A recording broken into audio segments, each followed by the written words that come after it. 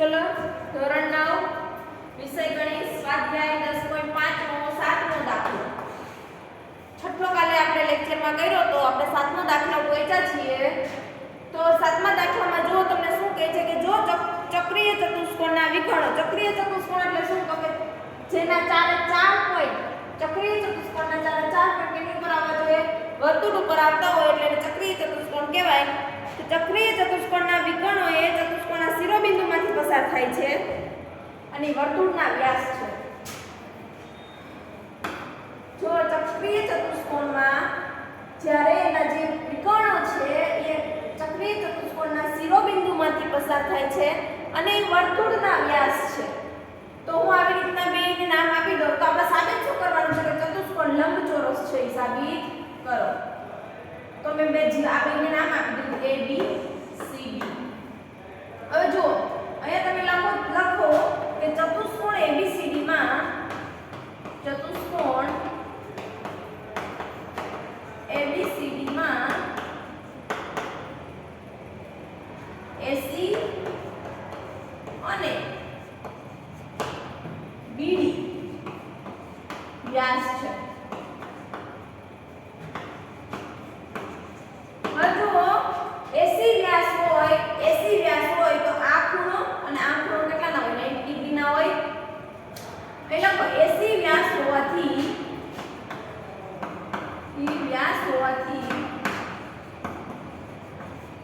જો AC વ્યાસ હોય તો ADC ખૂણો ABC ખૂણો ABC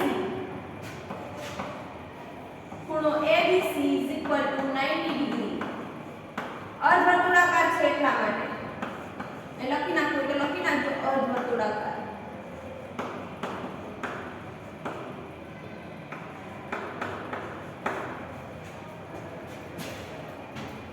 આ કેવા ખૂણા કહેવાય અર્ધવર્તુળાકાર ખૂણો કહેવાય હવે જુઓ અહીંયા પાછું BD વ્યાસ હોવાથી BD જો વ્યાસ હોય તો એનો આ ખૂણો અને આ ખૂણો કેવા હોય 90 ડિગ્રી અહીંયા પાછું લખો BD વ્યાસ હોવાથી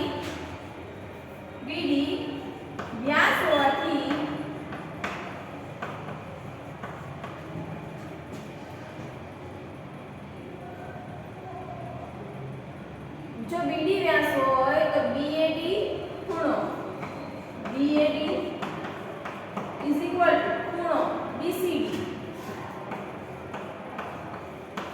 90 ડિગ્રી જો ચતુષ્કોણના ચારે ચાર ખૂણા 90 ડિગ્રી ના હોય તો ચતુષ્કોણ કેવો હોય લંબચોરસ જો ચતુષ્કોણના ચારે ખૂણા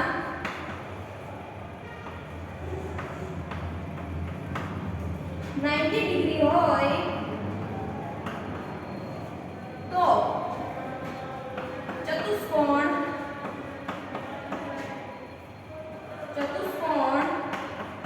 લંબચોરસ છે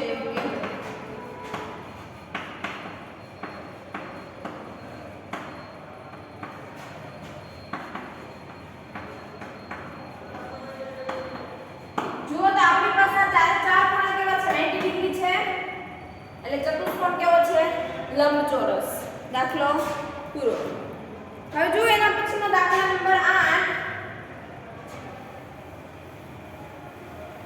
એના પછીનો દાખલો જુઓ દાખલા નંબર 8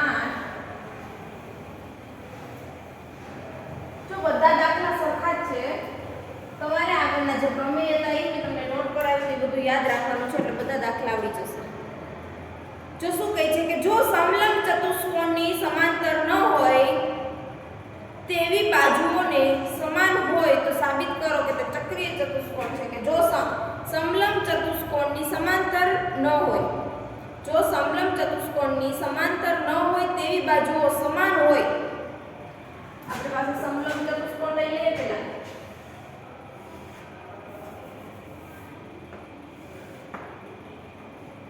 સમાન ન હોય તેવી બાજુઓને સમાન બતાવી હોય તો સાબિત કરો કે તે ચક્રીય છે. એ ચતુષ્કોણ કેવો છે? ચક્રીય છે. એવું સાબિત કરવાનું કે છે. જો સમલંબ ચતુષ્કોણની સમાંતર ન હોય તેવી બાજુઓ સમાન હોય, સમલંબ ન હોય તેવી બાજુઓ જો સમાન હોય તો સાબિત કરો કે તે ચક્રીય છે. એનું નામ આપી દો A B C D. ચલો જુઓ શું કહે છે કે સમલંબ ચતુષ્કોણ ABCD માં સમલંબ ચતુષ્કોણમાં ABCD માં સમલંબ ચતુષ્કોણ ABCD માં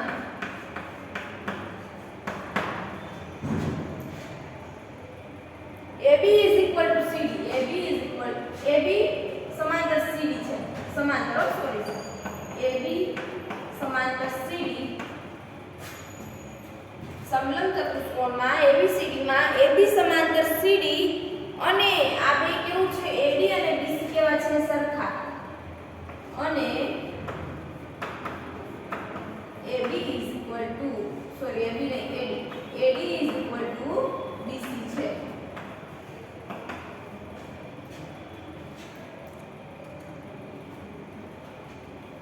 જો A અને B માંથી CD પર આપણે અનુક્રમે M અને N લંબ દોરવાના છે.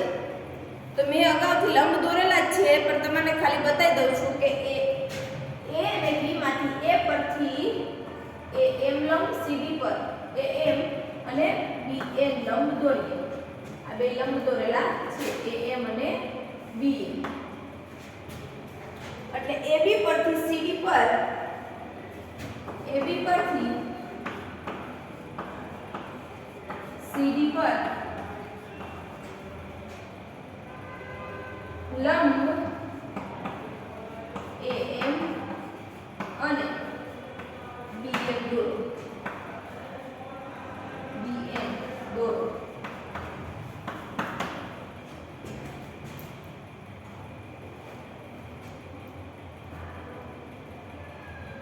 હવે જો આ બે આપણી પાસે ખૂણા થશે, આ બે ત્રિકોણ થશે AMD અને BNC. આ બે ખૂણાથી આપણી પાસે કે નહીં?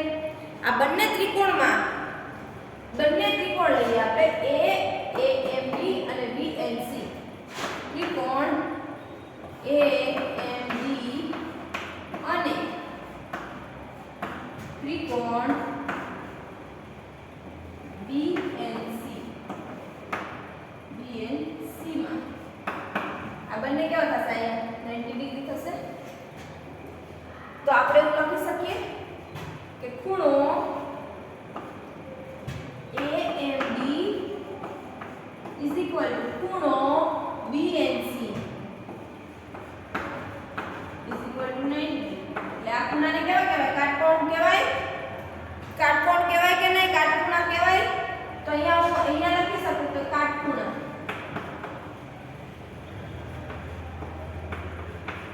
જો આ કાટખૂણા હોય તો AD અને BC બંને શું કહેવાય? કર્ણ. તો અહીંયા હું લખી શકું AD = BC. તેના માટે કર્ણ. આવું થાય કે નહીં?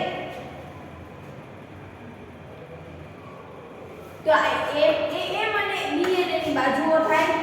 AM = BN. શું કહેવાય? બાજુ.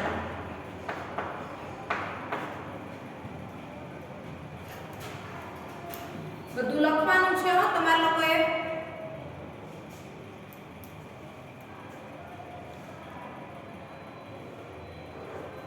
ઓકે. જો ત્રિકોણમાં આપણે આટલું સાબિત કર્યું કે કાટખૂણો, કર્ણ અને બાજુ આ ત્રણ વસ્તુ હોય તો કઈ શરત લાગુ પડે? કાકબા. કઈ શરત લાગુ પડે? કાકબા. આ હું ઇરેઝ કરી દઉં છું.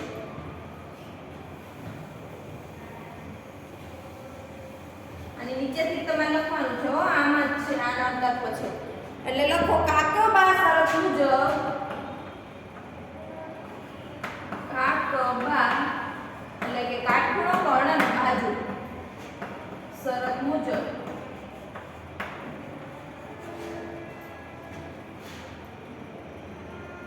આ બે ત્રિકોણ છે, આ બે કાટખૂણા કેવા થશે? એકરૂપ થશે એટલે એ લખી શકું કે ત્રિકોણ AMD એકરૂપ ત્રિકોણ BNC. જો આ બંને સમાન હોય તો એના ખૂણા કેવા થાય? એકરૂપ થાય. ખૂણો BNC. ખ્યાલ આવે છે?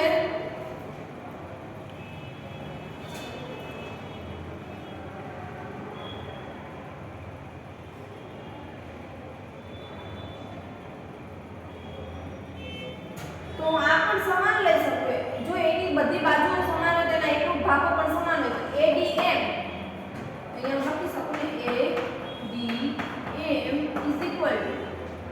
BCN ખૂણો BCN કેવા છે? સમાન.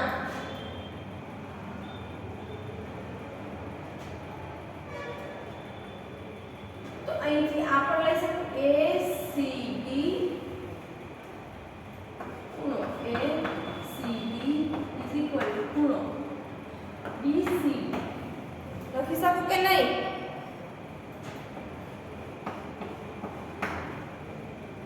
બધી બાજુ બધા ખૂણા કેવા થયા?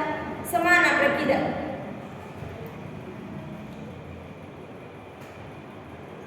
હવે જો AB અને CD માં AD એની છેદિકા કહેવાય કારણ કે આ બે જ લાઈન છે અથવા તો બે સમાંતર બાજુ છે અને જોડે છે કોણ? AD અને અહીંથી કોણ જોડે છે? BC.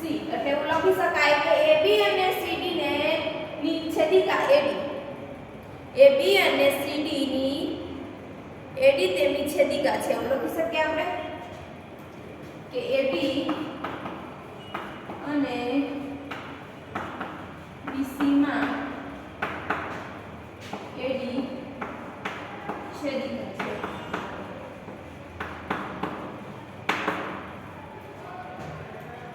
આ શું છે? ની છેદિકા છે.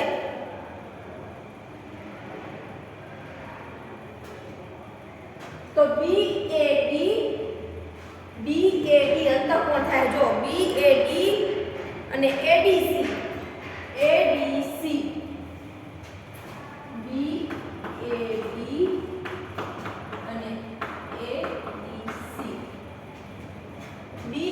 અને ADC આ બંને કેવા છે? અંતઃકોણ થયા.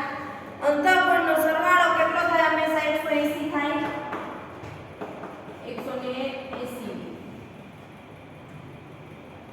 સરવાળો પ્લસ અંતઃકોણનો સરવાળો કેટલો થાય? 180. હવે ACD BCD છે અને BAD ADC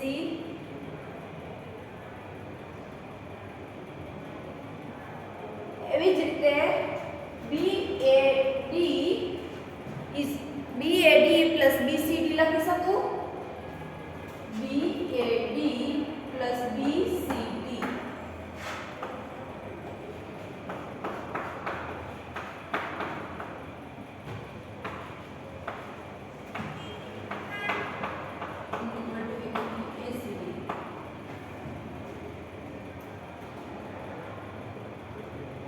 આવું થાય કે નહીં?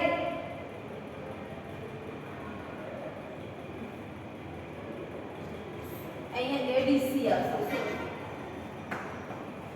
જો ACD BCD હોય એટલે ADC ની જગ્યાએ હું BCD લખી શકું. એટલે ખૂણો A અને ખૂણો C કેવા થયા? ખૂણો A અને ખૂણો C કેવા થયા? બે થી પ્લસ કરીએ તો શું થાય? 180 ડિગ્રી થાય. ખૂણો A પ્લસ ખૂણો C ઇઝ ઇક્વલ ટુ 180. જો બે સામસામેના ખૂણા 180 ડિગ્રી હોય તો કેવો હોય? ચક્રીય ચતુષ્કોણ હોય. એટલે આપણે કહી શકીએ કે માટે ABCD એ ચક્રીય છે.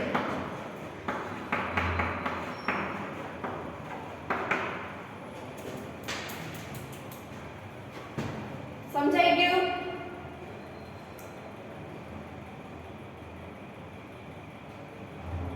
ખ્યાલ આવે છે? ખૂણો A અને ખૂણો C બે જો 180 ડિગ્રી હોય તો શું થયું? ચક્રીય ચતુષ્કોણના સામસામેના ખૂણો કેવા હોય? 180 ડિગ્રી આ ભાઈ. એટલે આપણે કેવો મળી ગયો? ચક્રીય. એના પછીનો દાખલો જોઈએ આપણે.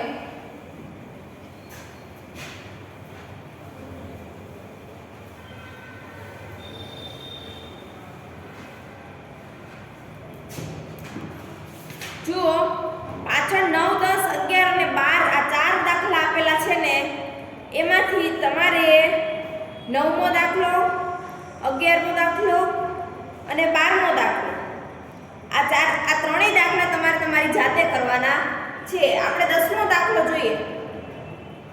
જો 9મો દાખલો, 11મો દાખલો અને 12મો દાખલો આપણે આગળ કરાવ્યા એ જ ટાઈપના છે, એ તમારે તમારી જાતે કરવાના છે. અને 10મો દાખલો હું તમને કરાવું છું. દાખલા નંબર 10. જુઓ, જો ત્રિકોણની બે બાજુઓ વ્યાસ હોય તેવી રીતે વર્તુળો દોરેલા હોય, જો ત્રિકોણની બે બાજુ વ્યાસ હોય એવી રીતે વર્તુળો દોરેલા હોય તો પેલા તમારે વ્યાસ લેવા માટે શું કરવું પડે? વ્યાસ આ જ કહેવાય, આને જ વ્યાસ કહેવાય. એટલે હું શું કરીશ? પેલા વર્તુળ દોરીશ.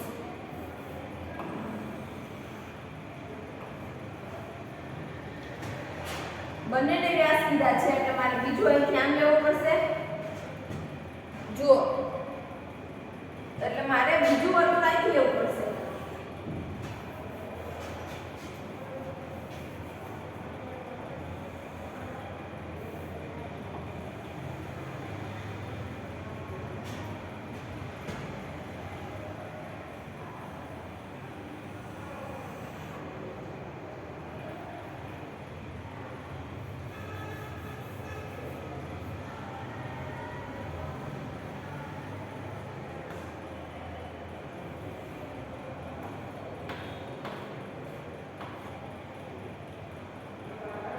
જુઓ,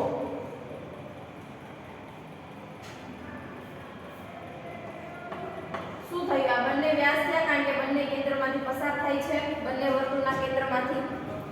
અને ત્રિકોણ પણ બની શકે છે. જો ત્રિકોણની બે બાજુઓ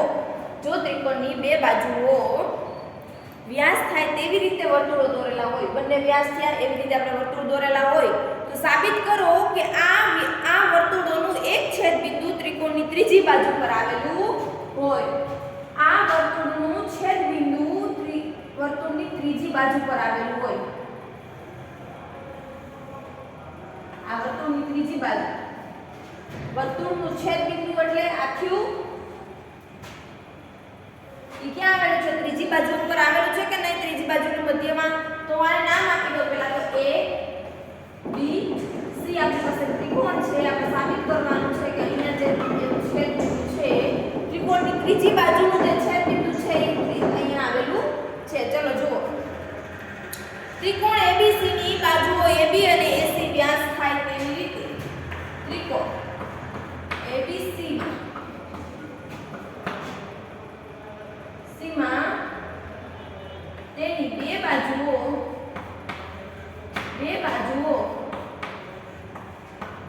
વ્યાસ થાય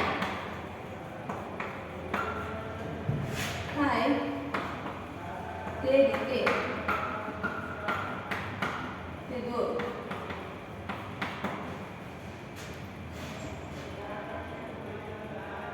જે એકબીજાને કેમાં છેદે છે?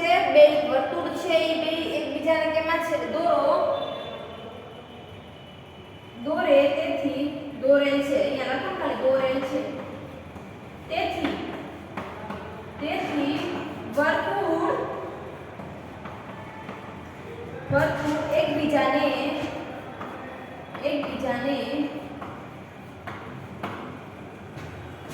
A અને P બિંદુમાં છેદે છે અને P બિંદુમાં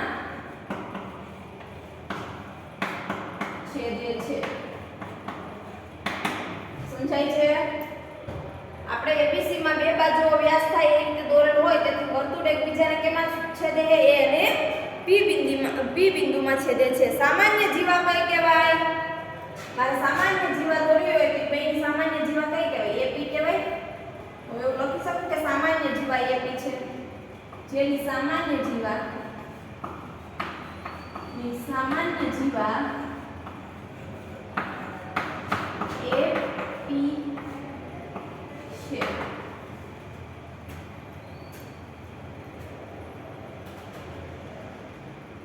તો જો AB વ્યાસ હોવાથી AB છે ઈ જો વ્યાસ હોય તો APB અર્ધવર્તુળ આંતરેલો ખૂણો કેટલો હોય? APB કેટલો હોય? 90 ડિગ્રી હોય. જો આ વ્યાસ હોય ને AB વ્યાસ હોય ને તો એની સાથે બનાવેલો ખૂણો આ જે હોય કેટલો હોય? 90 ડિગ્રી હોય. તો હું એમ લખી શકું, અહીંયા લખી શકું કે AB વ્યાસ હોવાથી આપણે આગળ જોયું એમ જ AB વ્યાસ હોવાથી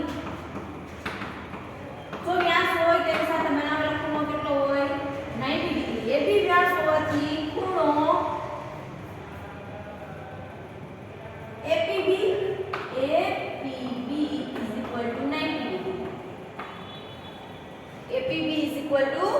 90 ડિગ્રી. એવી જ રીતે હું અહીંયા લખી શકું, અહીંયા તેથી કરવું હોય તો કરી નાખજો આવી રીતે. અહીંયા લખી શકું કે AC વ્યાસ હોવાથી AC વ્યાસ હોવાથી AC વ્યાસ હોવાથી AC જો વ્યાસ હોય તો APC કેવું થાય? 90 ડિગ્રી. કહી શકું ને? APC કેટલું થશે? 90 ડિગ્રી. આવી રીતે APB + APC = કેટલું થાય? APB + APC = 180 ડિગ્રી થઈ જાય આ ખૂણો. એટલે અહીંયા લખો ખૂણો APC પ્લસ ખૂણો APB = 180. જો આ બંને 180 ડિગ્રી હોય તો APB અને APC સામાન્ય બાજુ AP ધરાવતા આસન્ન કોણ છે? APB અને APC સામાન્ય બાજુ ધરાવે છે એટલે કેવા કોણ છે? આસન્ન કોણ છે. અને તેમનો સરવાળો કેટલો થાય? 180 ડિગ્રી છે. એટલે APB અને APC કેવા થાય? રેખિક જોડના ખૂણાઓ કહેવાય. આથી APC અને APB આસન્ન કોણ છે? ખૂણો આગળ ખૂણો કરજો આવી રીતે ખૂણો APC અને ખૂણો ABC.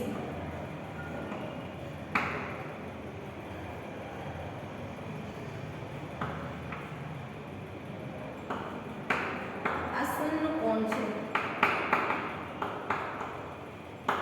જેમનો સરવાળો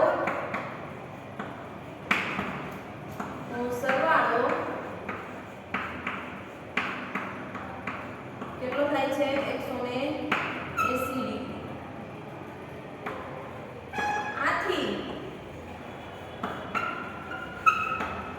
આથી ખૂણો APC અને ખૂણો APB એ રેખિક જોડના ખૂણા છે. કેવા છે? રેખિક જોડ. રેખિક જોડના ખૂણા છે.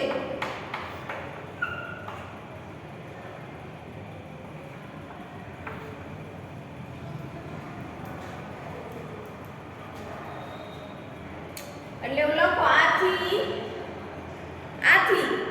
બિંદુ P એ ત્રિકોણ ABC ની ત્રીજી બાજુ BC પર આવેલ છે. આથી બિંદુ P એ ત્રિકોણ ABC ની ત્રીજી બાજુ BC પર આવેલું છે.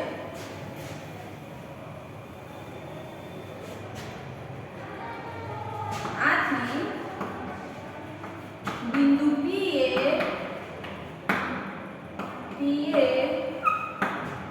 ત્રિકોણ ABC ની ત્રીજી બાજુ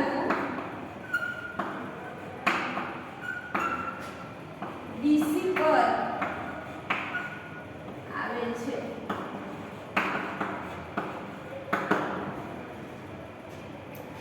સમજાય છે? આપણું 10.5 અહીંયા પૂરું થાય છે. હવે આપણે 10.6 જોવાનું છે. એ આપણે આવતા લેક્ચરમાં જોશું. 10.6 છે સ્વાધ્યાય 10.6 એ આપણે ક્યારે જોશું? આવતા લેક્ચરમાં જોશું. અહીંયા આપણો લેક્ચર પૂરો થાય છે.